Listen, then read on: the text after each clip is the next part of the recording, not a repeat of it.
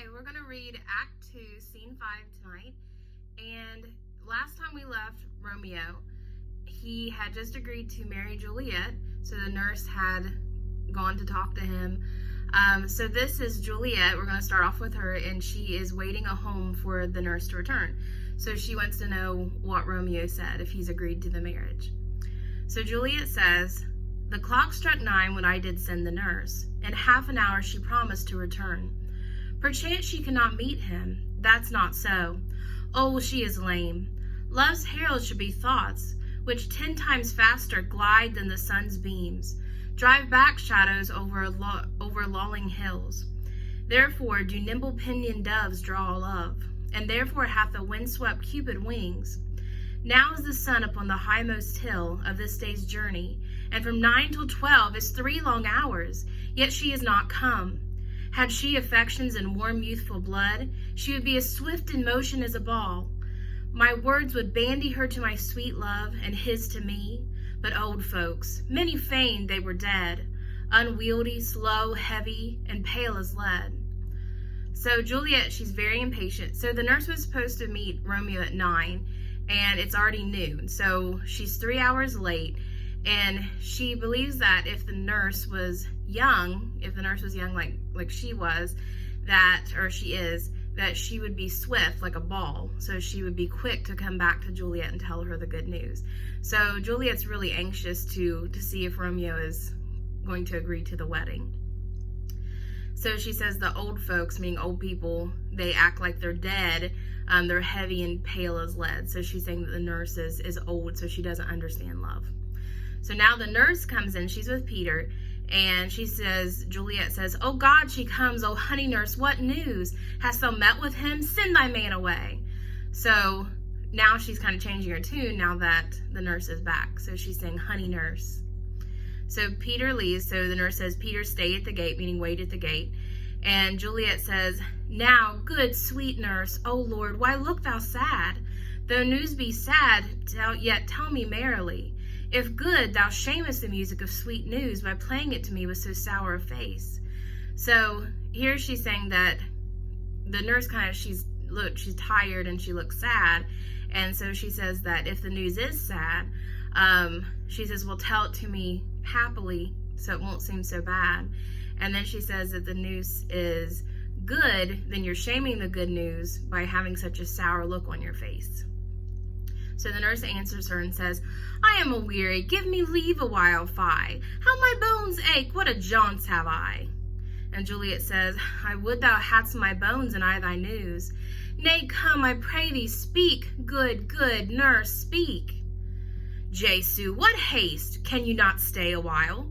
Do you not see that I am out of breath?" "How art thou out of breath when thou hast breath to say to me that thou art out of breath? The excuse that thou dost make in this delay is longer than the tale that thou dost excuse. If thy news good or bad, answer to that. Say either, and I'll stay the circumstance. Let me be satisfied. Is it good or bad?" "Well, you have made a simple choice. You not know how to choose a man. Romeo?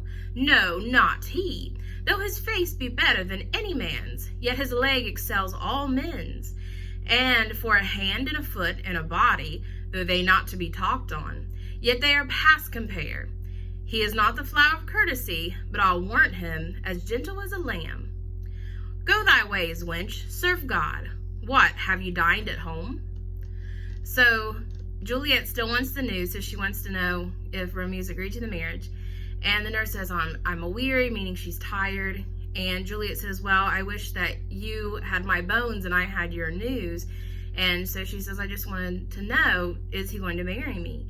And the nurse says, "Well, can't you just wait a second? Can't you see that I'm out of breath from all this walking?"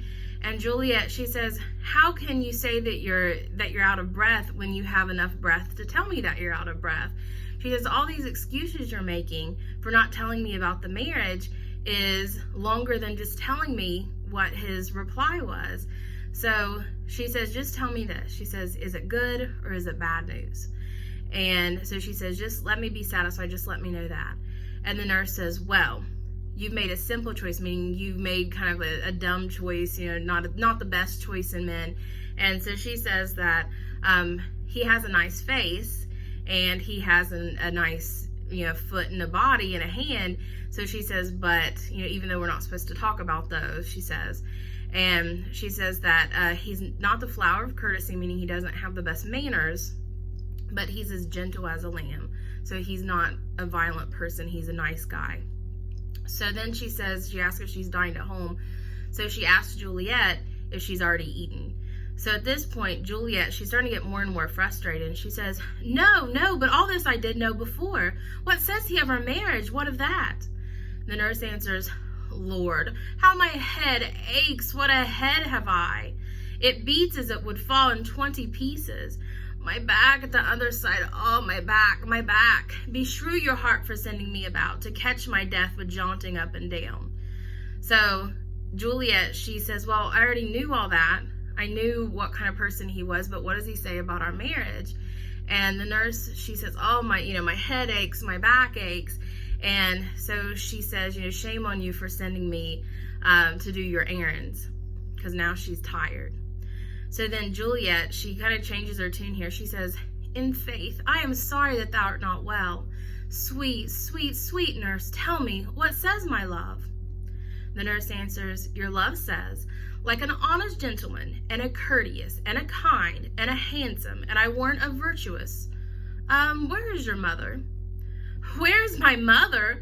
Why, she's within. Where should she be? How oddly thou repliest. Your love says, like an honest gentleman, where is your mother? Oh, God's lady dear, are you so hot? Marry, come up, I trow. Is this the poultice for my aching bones? Henceforward do your messages yourself. Here's such a coil. Come, what says Romeo? Have you got leave to go to shrift today? I have. Then hie you hence to Friar Lawrence's cell. There stays a husband to make you a wife. Now comes the wanton blood up in your cheeks. They'll be in scarlet straight at any news. Hie you to church. I must the other way to fetch a ladder, by the which your love must climb to a bird's nest, soon when it is dark. I am the drudge and toil in your delight, but you shall bear the burden soon at night. Go, I'll to dinner, hie you to the cell. So at this point, so the nurse is basically, she's teasing Juliet. So she knows that Juliet wants this news more than anything else. And so when she says, Juliet says, well, what says my love? And the nurse says, well, he's a courteous and a kind and a good guy. And then she says, where is your mother? So she changes the subject. And then Juliet, she basically blows up and she says, what do you mean, where is my mother? She's inside. Where else would she be? Why would you ask me that? And she says, what kind of question is that? And the nurse says, well, if you're going to have such a hot temper, the next time you can do your messages yourself and you can find out information yourself.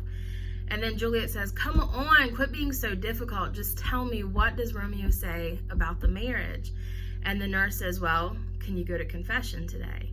And Juliet says, I can, I have permission. And the nurse says, well, go to Friar Lawrence's, and there you will be a wife. So after all this, she finally tells her that she's going to get married later that day, and that she's going basically to pretend that she's going to go confess to a priest, but really she's going to go get married. And so then she says that she has to go to get the ladder, the rope ladder, which they're going to hang from Juliet's window so Romeo can go up to her room later. And then she says that now, she says they'll go to dinner, and then this will happen after dinner. Okay, so then Juliet says, hie to high fortune, honest nurse, farewell. And so then that's the end of scene 5.